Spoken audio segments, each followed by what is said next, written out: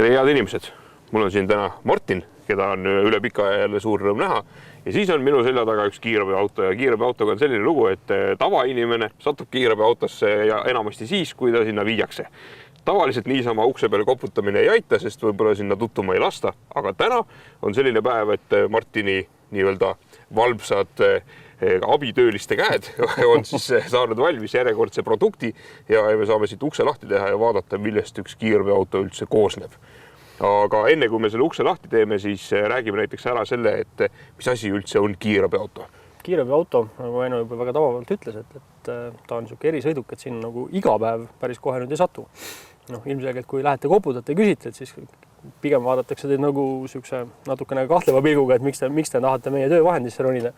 Aga ütleme niimoodi, et kiirabiauto iseenesest ta ei ole enam niisugune tavaline auto. Ta on täiesti eraldiseisev üksus, et kui me vaatame, paneme kõrvuti näiteks Mercedes-Benz Sprinter kaubiku ja Mercedes-Benz kiirabi, siis need ei ole enam üks ja sama auto, sellepärast et kiirabiauto on seadusandluse kohaselt täiesti teistsugune, täiesti eraldiseisev üksus.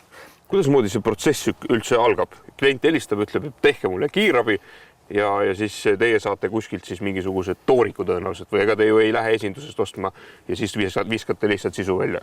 Ühesõnaga, kui me räägime nüüd Eesti seadusandlusest, siis iga 5 aasta tagant peavad tulema uued kiirabid. See on nagu seadusega paika pandud, sellepärast, et oleks tagatud kaasaegne nii-öelda tervishoiuteenus. See tähendab seda, et iga 5 aasta tagant peavad need autod vahetuma. Ehk siis peavad tulema uued kiirabid, mis on nagu ütleme 0 läbisõiduga nii nimetatud, peavad tulema peale. See on nagu paika pandud meil Terviseameti poolt ja Siseministeeriumi poolt, et just et tagadagi see nii-öelda korrasolek, õigeaegne reageerimine, kõik jutud asjad, mis sellega nagu kaasnevad. Üldjuhul Eesti mastaabis me räägime ikkagi riigihankete korras kiirabiauto tankimisest. Ehk siis, kui me oleme selle riigihanke võitnud, siis autotellimus on väga täpselt paika pandud, mida siis nagu iga vastava nagu kiirabiteenuse osutaja nagu soovib. See tähendab seda, et autodes on vastav varustus, mis sobib just nagu nendele, aga ütleme niimoodi, et üldjoontes on see kõik asi nagu standardiseeritud, et peavad olema täidetud kindlad nõuded, mis peab nagu kiirabiauto sees olema. Et see on siis meil nii-öelda Tervishoiuministeeriumi Terviseameti poolt nagu väljastatud kiirabiautode koosseisu nagu varustus ja ühesõnaga nende nõuded, mida nad peavad täitma. Et see nimekiri on niisugune pikk ja lohisev, et see nüüd on nagu suur auto, et aga on olemas ka väiksemad autod, et mis siis nagu vastavad selle C-tüübi kiirabile. Ehk siis kiirabitüüp on üldse 3 tükki. On A-tüüp, B-tüüp ja C-tüüp. Ehk siis C-tüüp on nagu niisugune ratastel haigla juba põhimõtteliselt. B-tüübi kiirabi on selline kõige tavalisem, ütleme kõige levinum nii-öelda kiirabitüüp, sellepärast, et ütleme, et selle nagu tüübi vahe määrabki nagu varustuse koosseis, sest üldjoontes on nagu kiirabisõiduk oma olemuselt on ta ikkagi sama. Temas on, ütleme, istmed personali jaoks, temas on kanderaam, ütleme, lamava patsiendi jaoks, pluss siis seadmed. A-tüübi kiirabi, mis on nagu, ütleme, niisugune perearsti kiirabi, et sa saad selle vajadusel selle patsiendi kaasa võtta, aga otseselt sa ei saa tal, ütleme, et sa ei saa talle näiteks mingit elustamiseks vajalikku ja kõike sellist, et see kõik võib olla selles autos, aga ütleme, siis ta läheks juba B-tüübi alla. Et ühesõnaga selle vahe määrabki ikkagi nagu see varustuse loetelusel.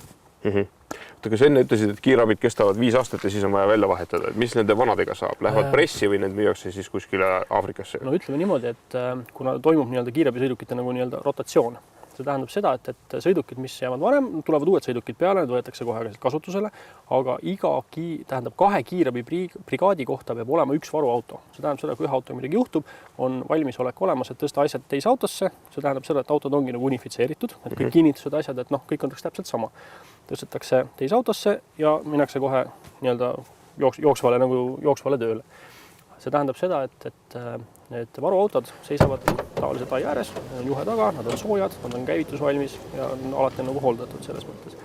Nii, ja ma nüüd tegelikult tulen tagasi selle oma algse küsimuse juurde, et kui see tellimus tuleb, siis te lähete poodi, ostate teile bussi ja viskate kõik jama seest välja või siis teil on mingi selline oma kanal, kus te siis sellise puhta tooriku saate? No ütleme niimoodi, et väga põhimõtteliselt me lähme poodi, ütleme, et tere, andke meile üks alusauto, mis on selliste parameetritega. Sest me teame täpselt, millist alusautot meil vaja on, millise mootoriga, millist lisavarustust võiks tal eelnevalt küljeves olla, selleks, et ta täidaks nagu neid nõudeid, mida me peame nagu siia autosse sisse panema. Seejärel tuleb auto siia, võtame mittevajalikud osad küljest ära ja ehitame ümber. Ühesõnaga, see kõik, mis me siin sees näeme, on siis teie poolt valmis ehitatud ja paigaldatud siia? see kõik on nagu meie poolt valmistatud. Ütleme, kõik see, mis nüüd jääb sellest vaheseinast tahapoole, väga palju on ka vaheseinast eespool meie asja, aga kõik see osa, mis siit tahapoole jääb, see varustusasjad, need on nagu kõik on meie poolt valmistatud. Ja tõenäoliselt ka see selline katuse kõrgendus on siia teie poolt tehtud? On. See plastikkatus on meie enda välja töötatud, see plastikkatus on testitud igatepidi ja ta ütleme niimoodi, et peale nagu teste isegi see kere on jäigem, sellepärast, et see plastikkatus on küll kergem, aga samas tema nagu sisestruktuur annab selle tugevust juurde veel. Et see on nagu hästi oluline, et kui kiirabiauto peaks kukkuma külje peale sõidu ajal, mis iganes keegi sõidab talle külje pealt sisse ja ta näiteks libiseb katuse ees puusse, siis see katus peab tagama selle, et ütleme, puu ei tuleks nüüd siia salongi. Täpselt samad nõuded, nagu on, ütleme, tavaautodel. Et nii-öelda posti otsa sõitmise test. Kas need materjalid on nüüd kuidagimoodi teistsugused, ütleme sellistest tavamaterjalidest, mida kiirabi puhul kasutatakse? Kiirabiauto nagu põhirõhk on see, et ta oleks hügieeniline, et oleks võimalik väga lihtsalt ja kiirelt puhastada ja et ei tekiks sellised sopistusi, kuhu saavad mingisugused bakterid ja asjad koguneda. Sest ütleme, et kui sa näiteks peaksid olema noahaavaga kuskil, kiirabi korjab sind peale, siis ega keegi meist ei tahaks ju saada mingisugust põletikku või asja, et see asi nagu oluliselt hullemaks läheb. Selle koha pealt on nagu põhirõhk on ikkagi just nendel materjalide valikul see, et seda oleks võimalik puhastada erinevate puhastusainetega. Et nad kestaksid seda, nad ei hakkaks sulama ja samas nad näeksid ikkagi esteetilised välja. Ütleme, et valget värvi sisu annab nagu autole ruumilisust ka natukene juurde ja jätab siukse palju puhtama mulje. Oleme ausad, et kui me selle auto värviksime seest mustaks, siis isegi patsiendil tekiks masendus. Maru koobas oleks. Aga siit seest leiab sellised asju või ütleme sellise planeering on umbes selline, nagu kiirabilt eeldada võikski on siis üks selline patsiendi transportimise koht, mis on siis selline enamasti lamav ja siis paar sellist nii-öelda siis arsti või siis kuidas neid nimetatakse, neid kiirabitöötajaid? Ütleme niimoodi, et kiirabi nagu töötajate arv, räägime taaskord Eesti Vabariigist, on 3. On autojuht, kes siis nagu aitab ka kanderaami sisse välja lükata. Siis on meil brigaadijuht ja brigaadiõde. Tähendab seda, et 3 kohta peavad olema personali jaoks. Lisaks on meil siis lamahaige, kelle jaoks on siis kanderaam, mis peab siis vastama kehtestatud nõuetele. Et ta ei tohi ära laguneda ja samas ta peab kestma kuni 150 kilo patsienti. Et ütleme, mis on standardnõue. On olemas ka raamid, mis kindlasti ka 300 kilost patsienti kannatavad, aga need on juba sellised eriraamid. Ütleme niimoodi, et siin on olemas kõik see, mis on vajalik nagu ütleme selle sama brigaadiõe, brigaadijuhi jaoks, kes on ikkagi parameedik, kes siis nagu teostabki neid patsiendiga toiminguid. Et vajadusel intubeerib, vajadusel elustab, et kõik see nagu toimub siin ruumis, et autojuht iseenesest tuleb väga haruarveselt tagant appi, eest appi. Et siit paneeli pealt leiab sisevalgustuse, kõik võimalikud soojendused asjad, kõik ütleme öövalgus, kõlarid asjad, et see on nagu tsentraaljuhtimine. See tähendab seda, et kõik toimub CAN-süsteemi ja võrgu alusel. Et see lihtsustab väga palju seda auto ümberehitust. Ja annab nagu neid funktsioone väga palju juurde. Sest ütleme, et kui me räägime nagu sellisest passiivsest lülitussüsteemist, see tähendab seda, et igal asjal peaks olema oma juhe ja see peaks jooksma kuskilt ühest kohast teise, kus ta siis parajasti midagi lülitama peab. Et see nii-öelda CAN-võrgusüsteem on selles suhtes palju mugavam, pluss veel seda annab nagu programmeerida vastavalt kliendi vajadustele. Kui me nüüd räägime sellest siselahendusest, siis see on omane ainult nagu meie sõidukitele, seda tüüpi lahendus. Kui me käime nagu Euroopas, vaatame seal kiirabisid.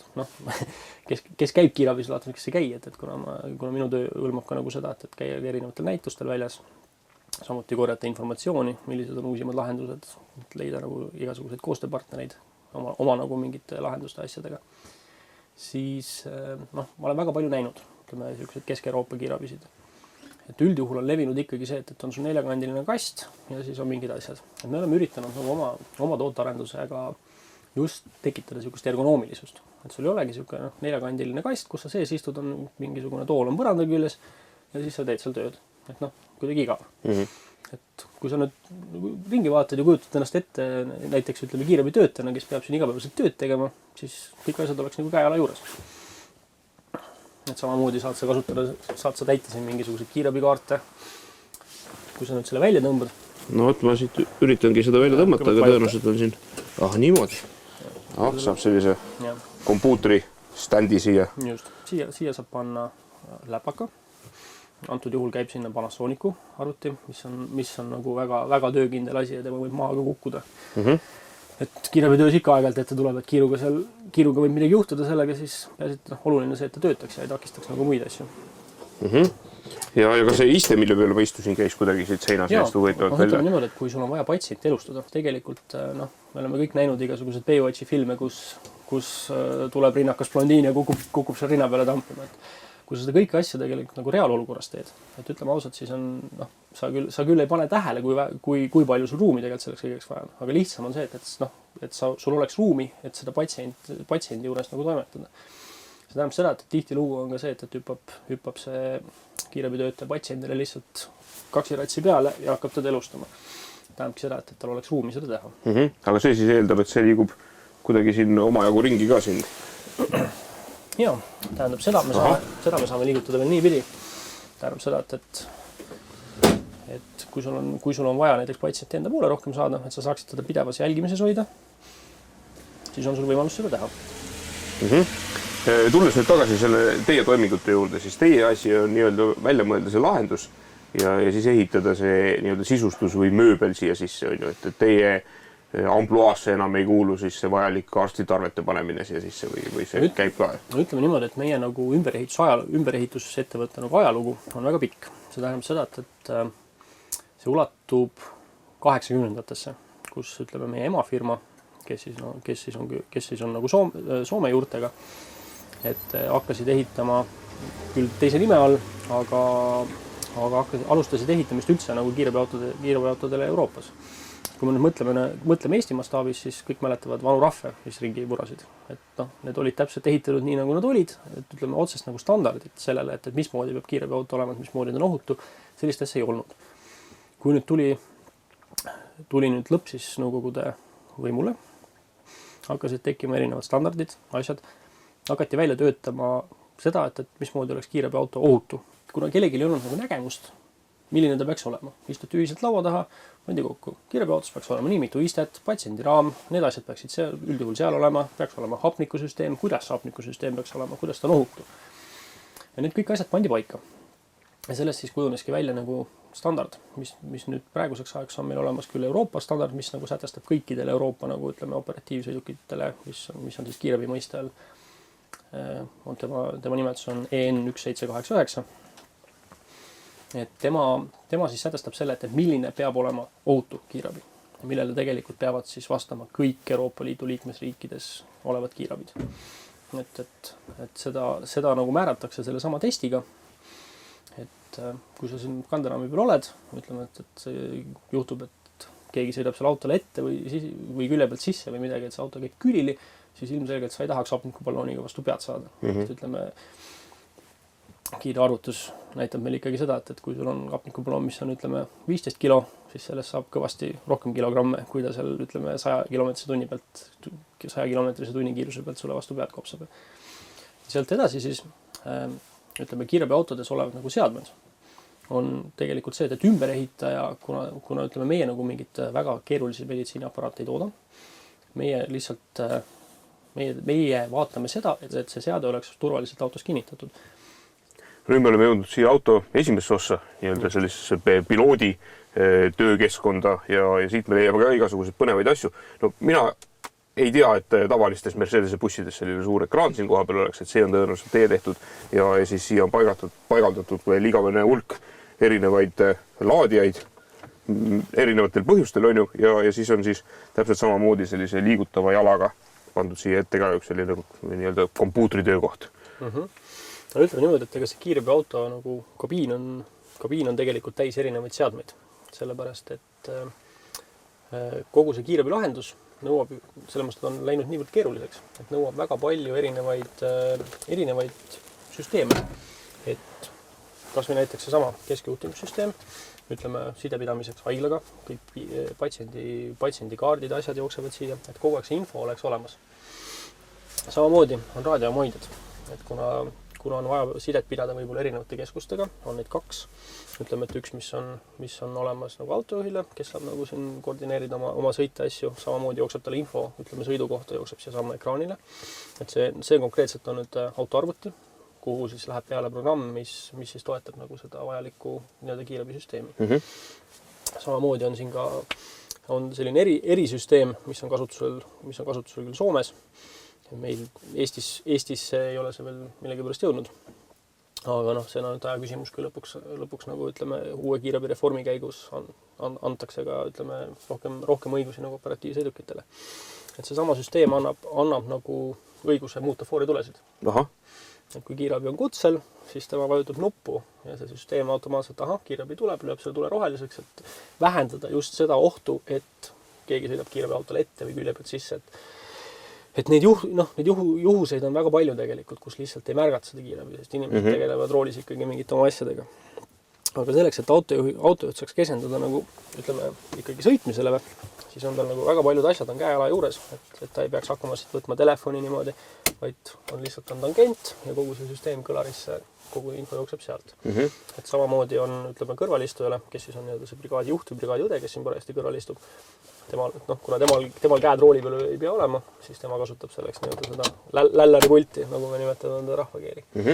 Ja siia lakke olete ehitanud siis eriti kihtid asjad. Ja siin on sellised nii-öelda kiivri süvikud või siis kiivri hoidmise lahenduse. Ütleme niimoodi, et kiirabi varustuse nagu loetelus peavad olema kiivrid.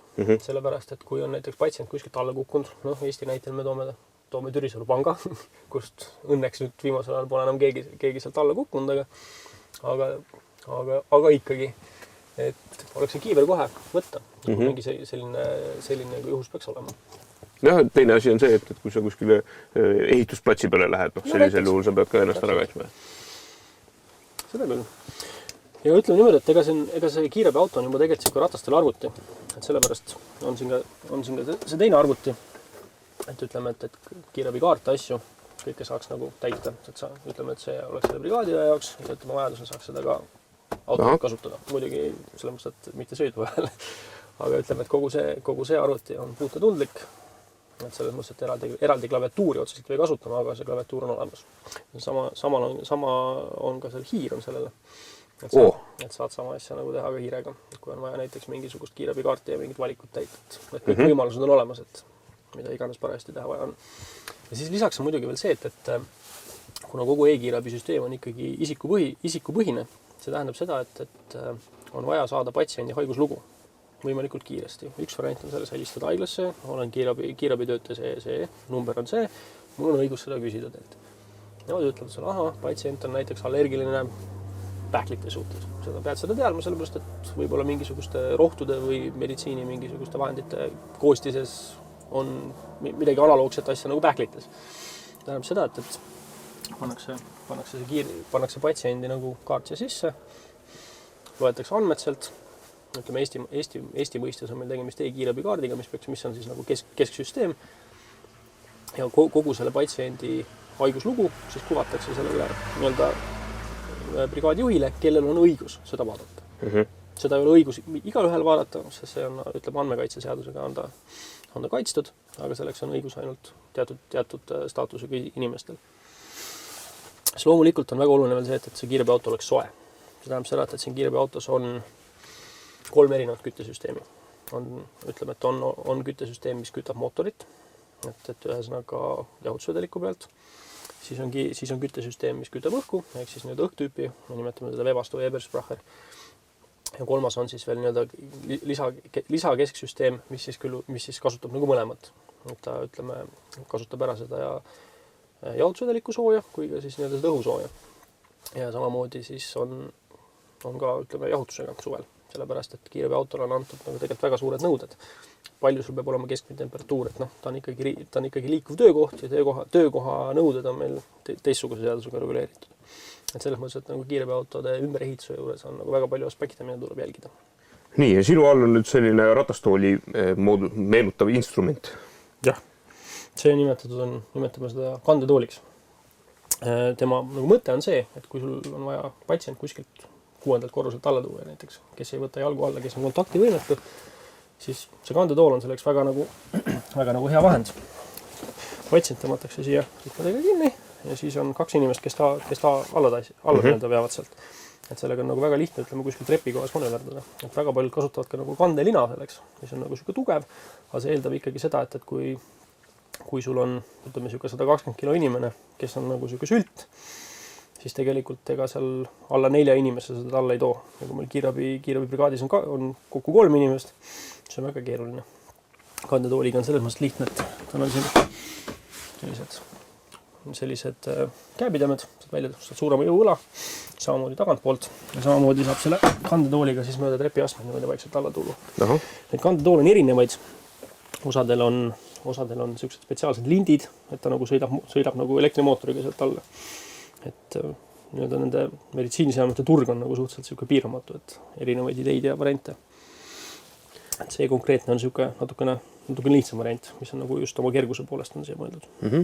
Tead, ma küsin siia lõpetuseks sellist asja, et olgugi, et see teie praegune töökoda on täis maastlaeni kiirabiautosid, siis kas see teie ampluaa piirdubki kiirabiautode ehitamisega või saab tulla sellise matkaauto mõttega teie juurde või mingi muu erisõidukiga? No ütleme niimoodi, et meie nagu ampluaa ei piirdu ainult kiirabisõidukitega, et samamoodi me ehitame ka, oleme ehitanud ka politseisõidukeid, kindlasti ehitame neid veel. Oleme nii-öelda turismibusse, kuni 19 kohalisid näiteks võtame Sprinteri baasil. Et meie nagu siuke sihtmärk on ikkagi ehitada siuke võimalikult kvaliteetset asja. Et sellepärast on ka meie nagu turismibusside valikus on väga luksuslikke siukseid busse, kus on väga palju erilahendusi ja kus on nagu just kogu nagu siuke tähelepanu on pööratud materjalide kvaliteetsusele, kõikvõimalikele väikestele nüanssidele, mis nagu tegelikult mingil hetkel võivad silma hakata. Et täpselt sama joont me üritame hoida kiirabide juures. Et ega ei meeldi kellelegi töötada kohas, kus on ebamugav olla. No võt. Ja selline see jutt seekord sai. Järgmine kord, kui juhtute kiirabiautosse sattuma, tulete ise või tuuakse teid, siis teate, kui palju vaeva on sellise auto ehitamiseks nähtud ja mida kõike läbi mõeldud. Seniks aga soovime, et keegi siia ei satu ja nägemist. Tšau!